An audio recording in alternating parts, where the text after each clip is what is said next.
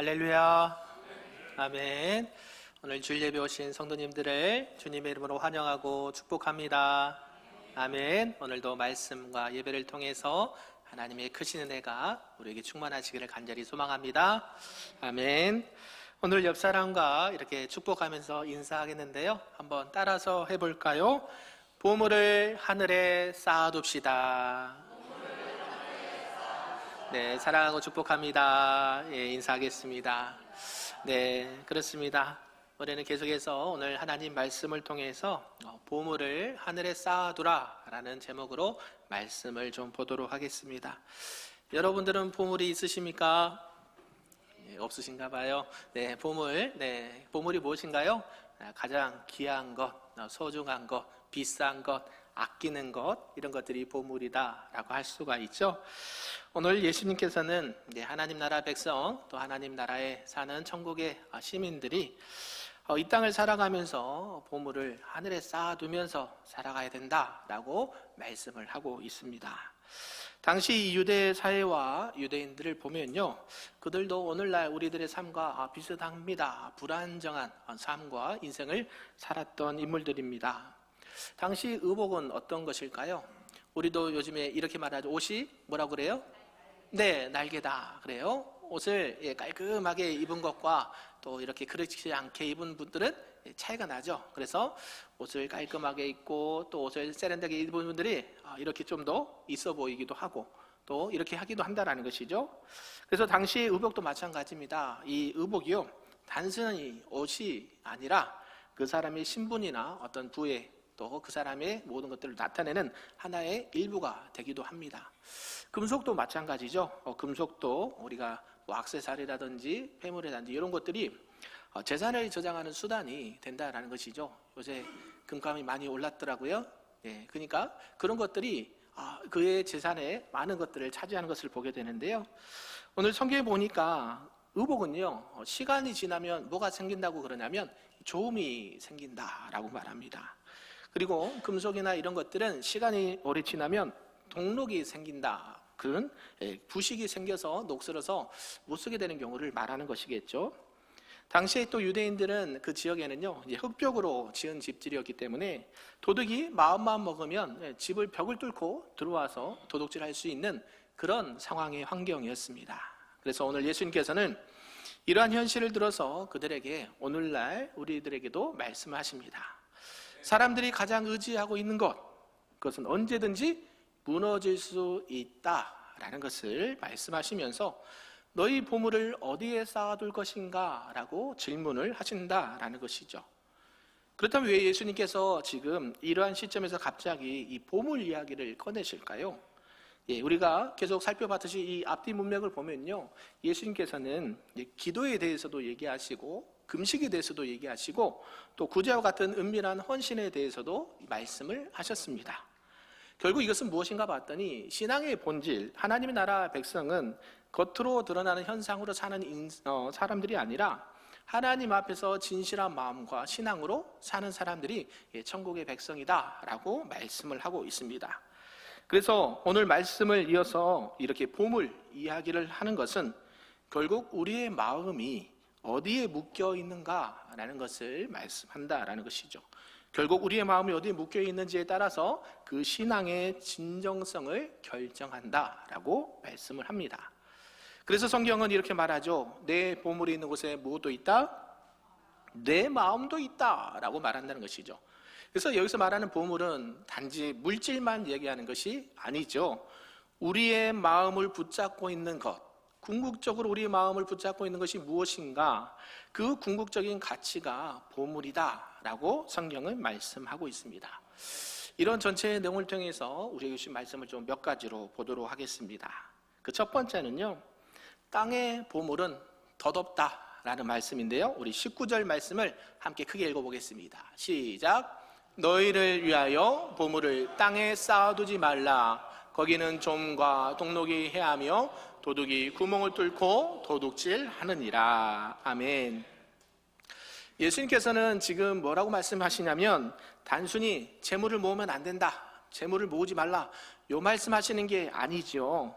이것은 재물을 모으지 말라는 의미가 아니라 이 땅의 보물은 결국 본질적으로 보면 덫이 없다. 아무런 진정한 가치가 되지 못한다라고 말한다라는 것이죠.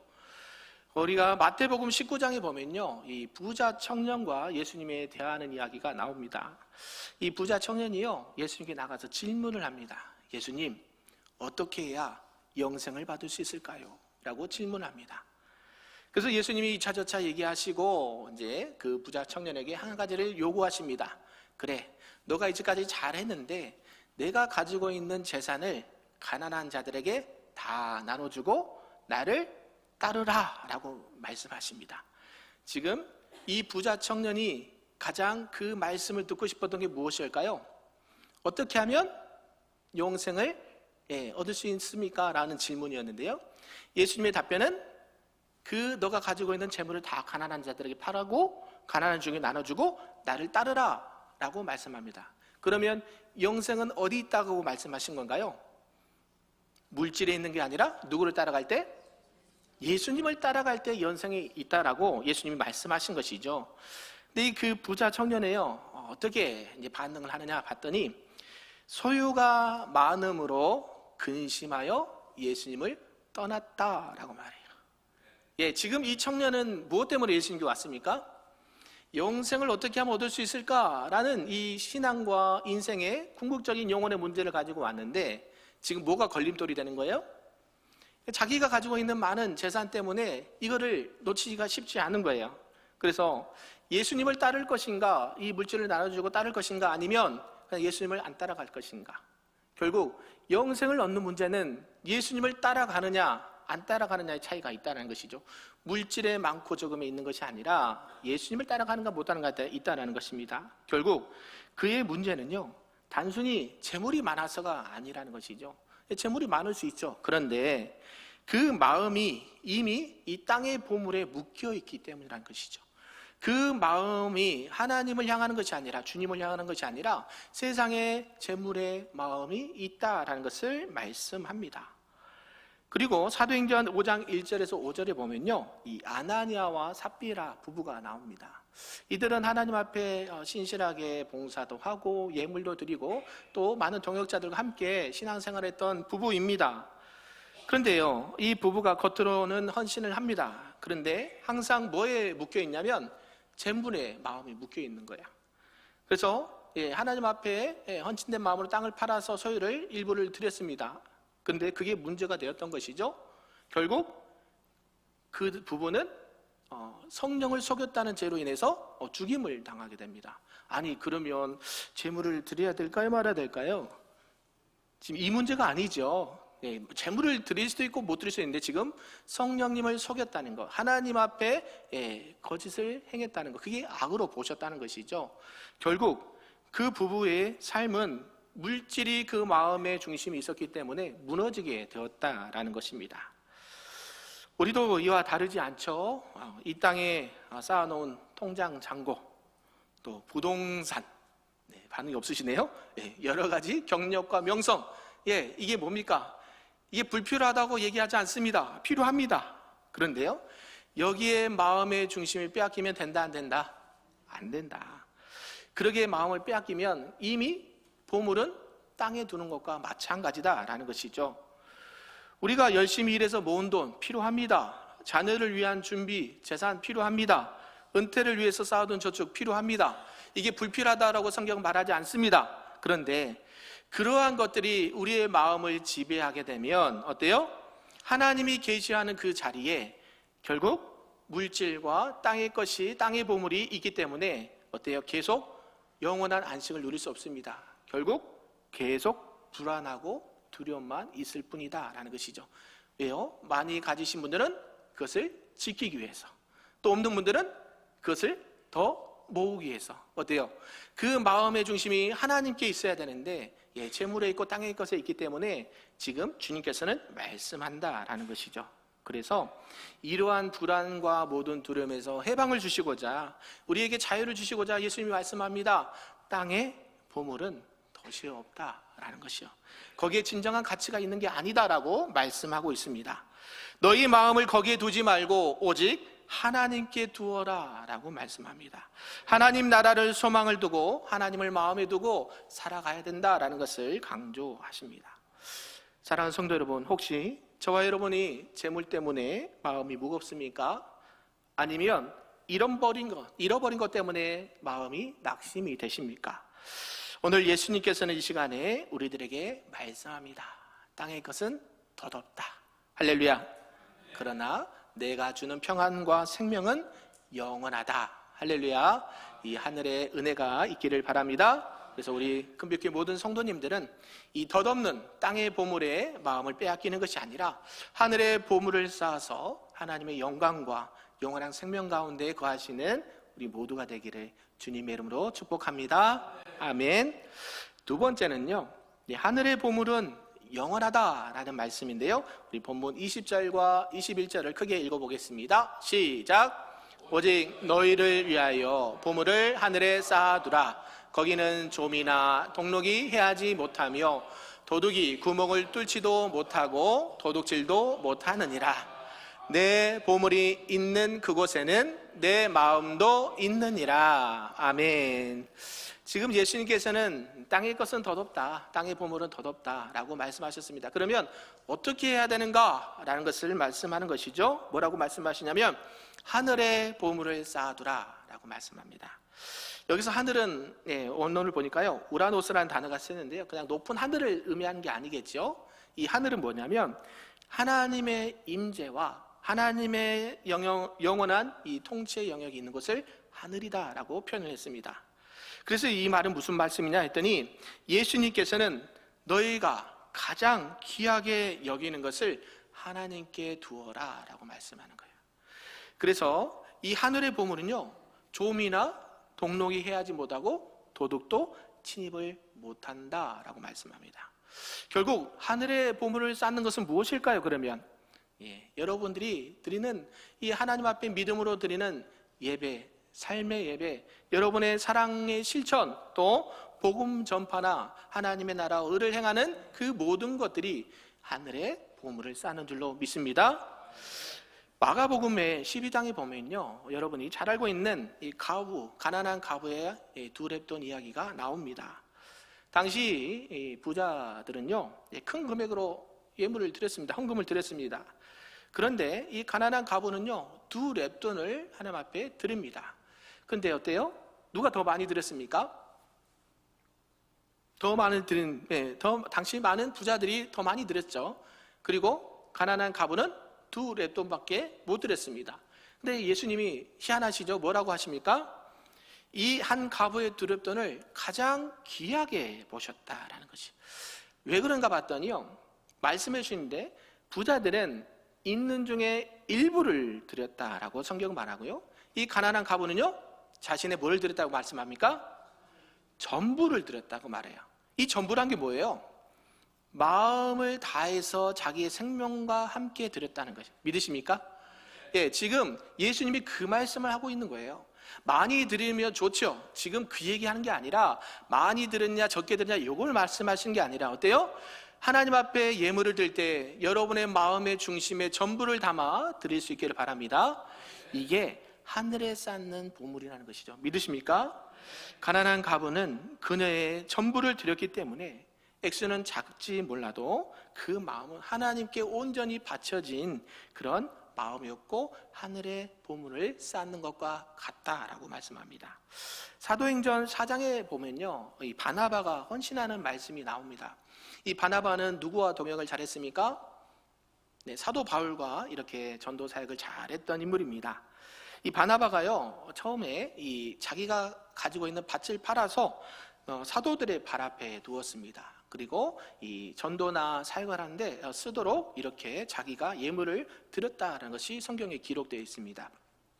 이 바나바가요, 원래 이름의 뜻이 뭐냐면 위로의 아들이란 뜻이 있습니다. 그러니까 바울은 맨 앞에 선봉에 서서 일을 이렇게 진행을 하게 되면 바나바는요, 옆에서 서포트하고 후원하고 기도하면서 그 일들을 같이 동역하는 것을 보게 됩니다. 앞에서 나가서서 선봉하는 자도 필요하지만 누구도 필요해요?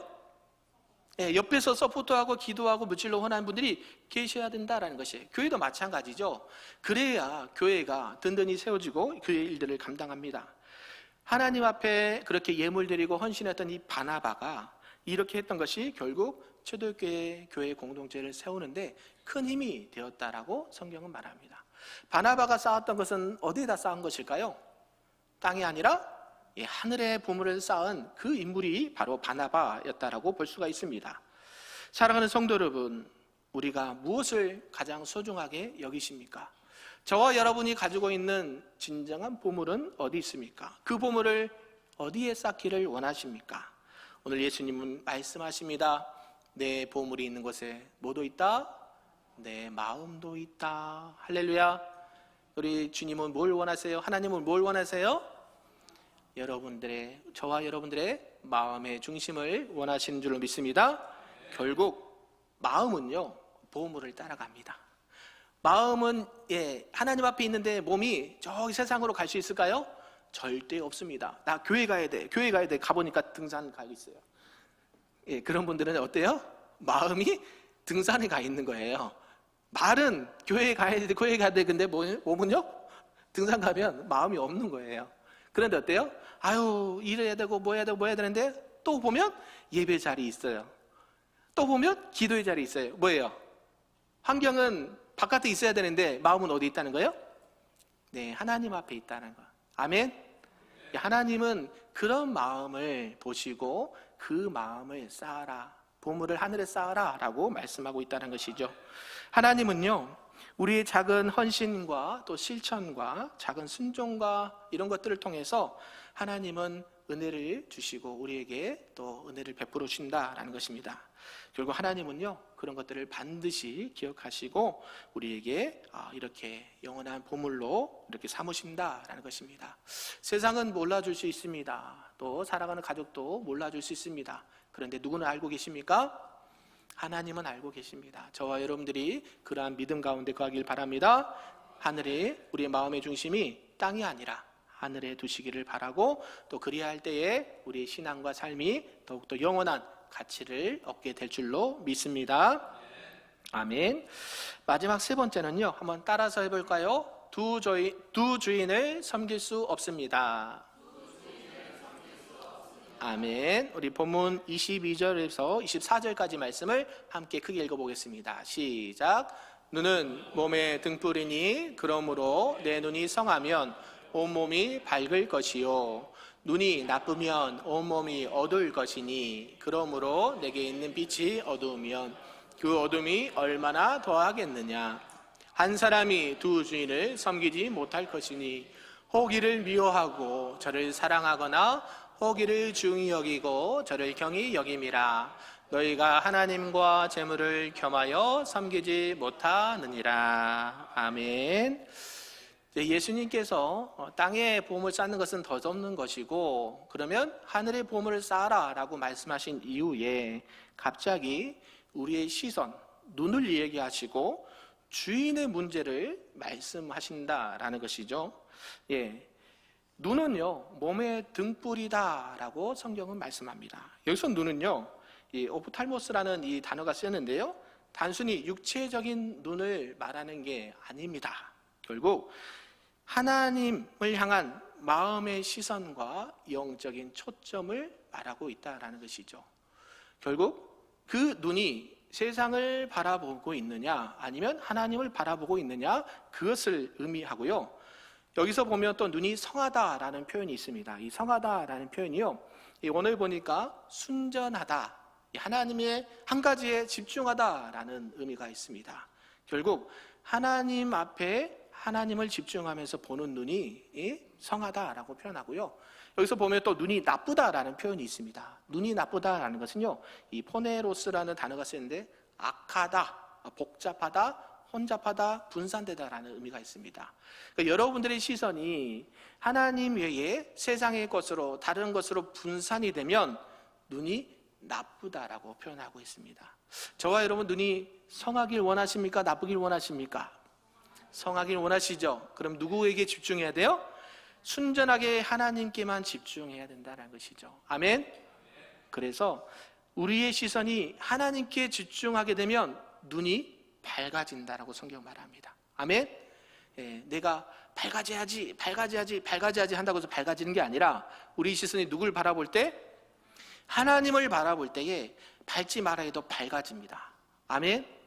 그런데요, 내가 밝아야지 한다고 하는데요, 시선이 분산되어 있으면요, 아무리 내가 밝으려고 해도 어떻게 돼요?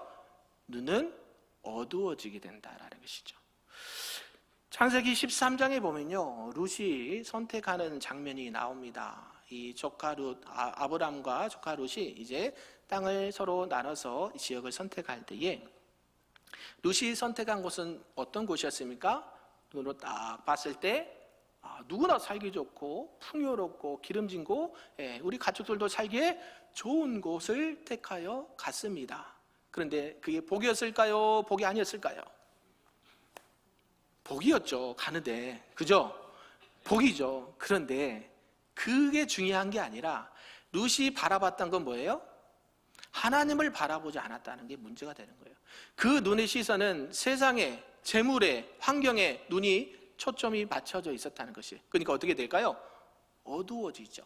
하나님과 멀어집니다. 그래서 어떻게 해요? 그 지역이 어떻게 됩니까? 소돔과 고모라가 나중에 불과 유황으로 심판을 받게 되죠. 그리고 롯과 그 가족들은 큰 어려움을 당하게 됩니다. 하나님 앞에 집중하고 그 시선을 하나님 앞에 모이지 않으면 세상의 곳으로 분산되면 결국 이런 어려움을 당할 수 있다라는 것입니다. 결국 그의 시선이 하나님이 아닌 세상의 풍요에 고정되었을 때 그 삶이 흔들리게 되었다라는 것을 말씀합니다. 그뿐만이 아니죠.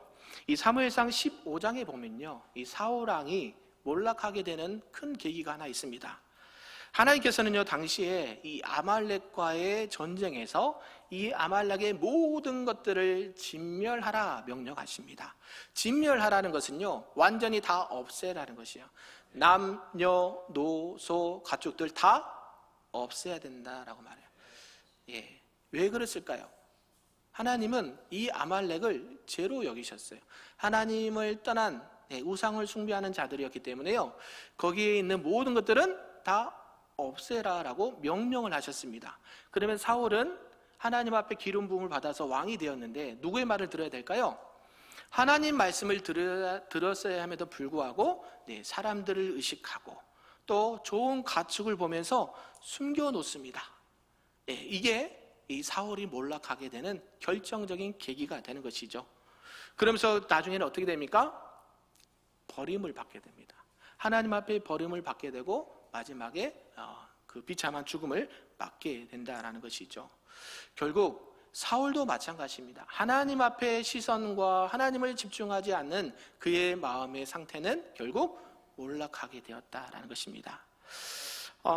저희 개인적인 이야기를 좀 하면요, 제가 이제 대학교 때 이렇게 학교에 프로그램이 하나 있었습니다. 어떤 프로그램이 있었냐면 성경 읽기와 기도하기 운동의 프로그램, 장학 프로그램이 있었어요.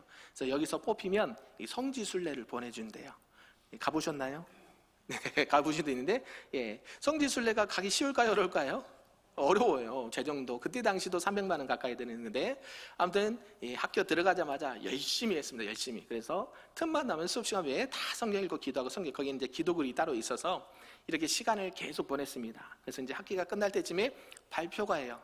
그래서 이제 거기는 학부와 대학원이 같이 있어서 학부 10명, 대학원 10명 이렇게 20명을 뽑아서 보내주는 그런 장학 프로그램인데요. 주목사가 됐어요. 그때.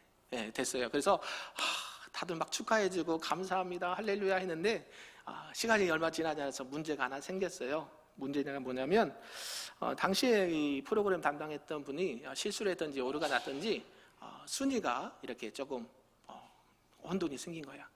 그래서 어떤 일이 일어나는가 봤더니요, 그래서 한 명은 누군가는 못 가게 되는 상황이 발생된 거예요.